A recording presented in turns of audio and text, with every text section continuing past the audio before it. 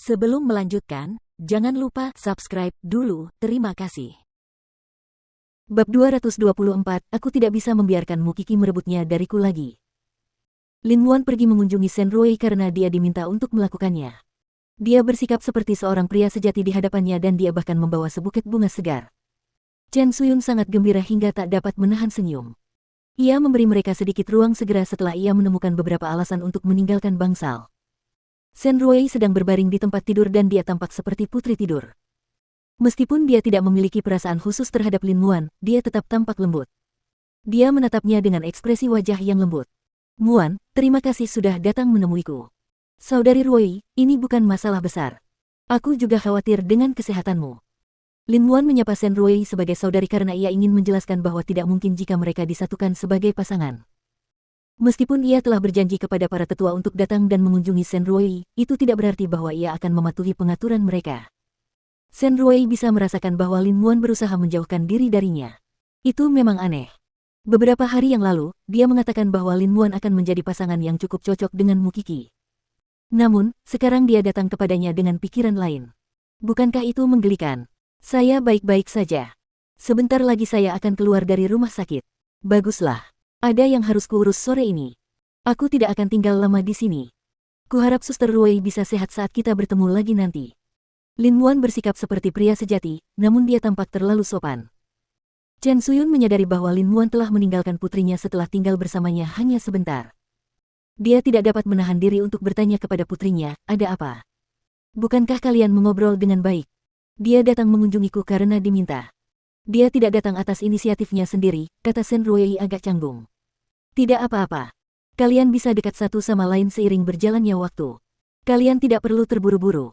Putriku, kau bisa mengajaknya keluar saat kau sudah pulih. Orang muda mudah jatuh cinta satu sama lain. Selain itu, kakekmu telah banyak membantumu kali ini. Akhirnya, dia menunjukkan sedikit cinta dan kebaikan kepadamu. Apa yang bisa dilakukan Shen Ruei? Dia hanya bisa menganggukkan kepala dan mengakui bahwa ibunya benar. Lin Muan pergi ke toko bunga lagi setelah meninggalkan rumah sakit. Ia membeli sebuket bunga segar lagi. Karyawan di sana mengenalinya. Ia segera tersenyum padanya dan berkata, "Tuan, apakah Anda akan mengunjungi pasien lain? Apakah Anda menginginkan bunga yang baru saja Anda beli? Berikan aku sebuket bunga. Aku ingin bunga yang paling indah dan berkilau. Selain itu, gunakan kertas kado terbaik. Tentu, silakan tunggu sebentar. Apakah kamu akan memberikannya kepada pacarmu? Aku bisa melihatnya mengingat seberapa banyak pikiran yang telah kamu curahkan untuk itu." Lin Muan tersenyum namun tetap diam. Tak lama kemudian, ia membeli sebuket bunga segar dari karyawan tersebut. Bunga-bunga itu dibungkus dengan rapi. Kemudian, ia pergi ke pusat seni bela diri. Sama seperti pertemuan mereka sebelumnya. Lu Qianqian sudah ada di sana. Dia tidak bisa menahan diri untuk tidak mencibirnya ketika dia melihatnya memegang buket bunga segar yang indah. Jangan bilang kau akan memberikannya padaku. Apakah ada yang pernah membelikanmu bunga sebelumnya? Lin Muan melepas mantelnya dan bertanya pada Lu Qianqian. Lu Qianqian terdiam. Dia tidak menjawab. Jadi, itu menunjukkan bahwa dia tidak pernah menerima bunga dari siapapun. Seharusnya tidak seperti itu. Aku akan bersikap baik hari ini dan membiarkanmu menikmati perasaan dikagumi seseorang. Aku akan membiarkanmu merasakan bagaimana rasanya saat orang-orang iri padamu. Setelah itu, Lin Muan pergi ke ruang ganti untuk berganti pakaian. Dia bertanya padanya saat keluar dari ruang ganti, "Jadi, apa yang kamu butuhkan untuk menghilangkan stresmu hari ini?" "Aku tidak tahu apa yang akan kulakukan di masa depan." Lu Qianqian mengerucutkan bibirnya. "Dulu aku adalah gadis yang penurut. Namun, aku belajar banyak hal yang tidak perlu saat bersama bajingan itu. Misalnya, aku belajar cara bertarung, cara bermain biliar, dan apa yang harus dilakukan di klub. Namun, semua hal itu tidak ada artinya bagiku sekarang. Aku tidak seperti Kiki. Aku bukan gadis yang pintar dan aku tidak bisa kuliah di Universitas Sengting. Tapi dia pergi ke sana dan belajar cara memotong mayat." Lu Qianqian memutar matanya ke arahnya. "Ngomong-ngomong, aku ingin menghajarmu lagi hari ini. Sebaiknya kau pikirkan baik-baik tentang ini. Kau berutang padaku 2 hari jika kita menghitung hari ini. Kalau begitu, aku ingin kau menggantinya. Aku tidak takut akan hal itu." Lu Qianqian tidak takut dengan tipuannya. Namun, dia sangat terkejut saat melihat buket bunga di atas meja. Dia seperti anak kecil yang tidak dicintai selama ini. Tiba-tiba, seseorang memasukkan permen ke dalam mulutnya dan itu benar-benar perasaan yang berbeda.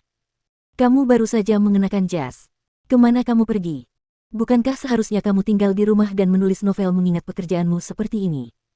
Saya pergi mengunjungi seseorang di rumah sakit karena saya diminta untuk melakukannya. Seorang gadis. Sepupu Mukiki. Lin Wuan memasang kuda-kuda bertahan dan menunggu pukulan Lu Qianqian.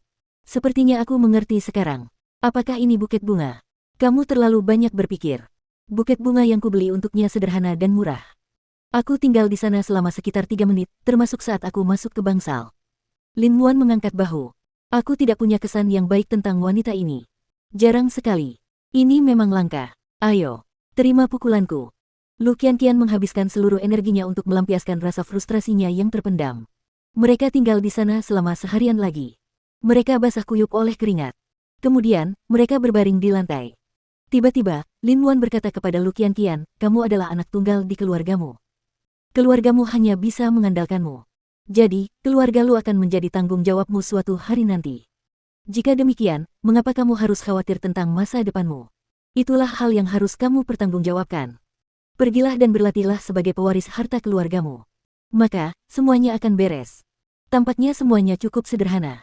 Lu Qianqian menganggukkan kepalanya. Terima kasih atas bunganya. Setelah itu, dia berdiri dan memegang buket bunga di tangannya. Dia sengaja berjalan pulang karena dia ingin merasakan kecemburuan orang lain. Itu memang benar. Banyak orang meliriknya sepanjang perjalanan pulang, terutama para gadis. Mereka iri padanya. Saat itu, Lin Wuan bangkit dan mengirim pesan kepada Lu Qianqian. Besok giliranmu untuk menemaniku. Berhati-hatilah. Aku seorang pria yang bisa meminta apa saja. Lu Qianqian menyimpan ponselnya. Akhirnya, dia tersenyum. Di sisi lain, Mukiki meninggalkan universitas secara terbuka karena dia tahu bahwa Chen Suyun dan putrinya sedang menyelidiki tempat tinggalnya. Kemudian, dia pergi ke villa kecil yang sengaja dia tinggali bersama Seng Xiao. Dia ingin mereka tahu bahwa dia punya tempat tinggal lain. Namun, teman sekelas yang menguntit Mukiki tidak dapat memasuki villa. Jadi, dia tidak tahu bahwa Seng Xiao juga ada di sana. Mukiki bahkan menyiapkan banyak adegan untuk mereka. Dia membiarkan teman sekelasnya melihat banyak hal. Oleh karena itu, Chen Suyun dapat memiliki banyak bukti di tangannya saat dia mengeluh tentangnya di depan kakek Sen. Kalau begitu akan lebih menarik kalau Chen Suyun pergi ke villa bersama kakek Sen. Tentu saja, Chen Suyun cukup gembira ketika dia tahu di mana Mukiki tinggal saat ini. Namun, mereka tidak berani bertindak gegabah. Itu karena fakta bahwa Mukiki tinggal di tempat lain tidak menunjukkan bahwa dia memiliki rahasia lain. Mereka perlu mendapatkan lebih banyak bukti terhadapnya sehingga kakek Sen akan kecewa padanya. Kemudian, dia mungkin membenci Mukiki pada akhirnya. Tetapi, Chen Suyun tidak tahu bahwa Sen Jianchuan telah mengetahui rencana jahat mereka. Sepertinya Tuhan akhirnya berpihak pada kita. Kita sedang mengalami saat-saat seperti ini. Kau akan diperbolehkan pulang setelah sehari. Setelah itu, kau bisa pergi dan berkencan dengan tuan muda dari keluarga Lin. Bu, aku tahu apa yang kulakukan. Ibu tidak perlu repot-repot.